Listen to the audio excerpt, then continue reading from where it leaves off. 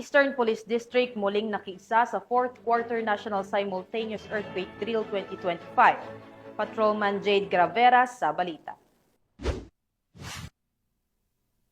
Muling nakida cover and hold ang mga kapulisan ng Eastern Police District sa ginanap na 4th Quarter Nationwide Earthquake Drill for calendar year 2025.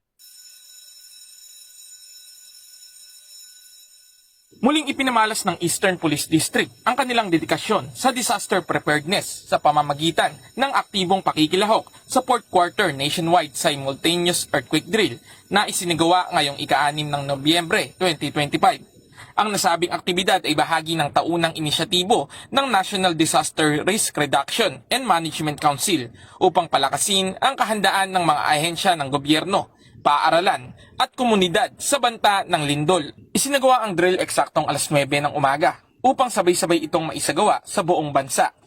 Nakiisa rin ang mga tauhan ng EPD mula sa 4 na himpilan ito sa Pasig, Mandaluyong, Marikina at San Juan.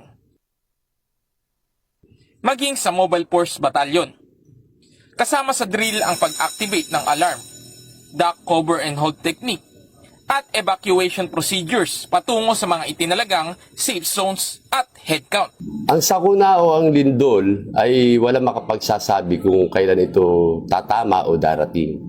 Kaya napakahalaga ang ginagawa nating earthquake drill, hindi lang dito sa ating ahensya, kundi sa buong Pilipinas. Ito ay makakatulong sa ating mga mamamayan, kababayan, na malaman nila yung mga basic needs kung paano gagalaw o kikilos sa pagdating ng tunay na lindol. At isa itong bagay na kasanayan na hindi lang ngayon natin magagawa kundi sa mga darating pang mga panahon. Hinihikayat ko ang ating mga kababayan na makilahok sa mga ginagawang ganitong klaseng kasanayan. Ito ay makakatulong sa ating kaligtasan kung darating na ang tunay na lindol. Layunin ng nasabing aktibidad na palakasin pa ang kapasidad ng mga pulis sa pagresponde sa mga sakuna. Siguraduhing handa ang bawat istasyon sa tamang paggalaw sa oras ng lindol at ang pakikipag-ugnayan sa mga lokal na pamahalaan at barangay para sa mas epektibong koordinasyon. Magbigay lang po kayo ng alarm at least 5 seconds or 5 to 10 seconds sa araw yung bumaba. Kasi pag nag-shaking tayo, nakaluhod tayo, nakaupo tayo, at bigla po tayo tumayo, mahihilo tayo. Maaari po tayo tumumba. Ako, usually hindi nyo na magagamit ko rin sa office nyo. Maaari sa bahay nyo magamit nyo. Okay, yun lang po din. Congratulations.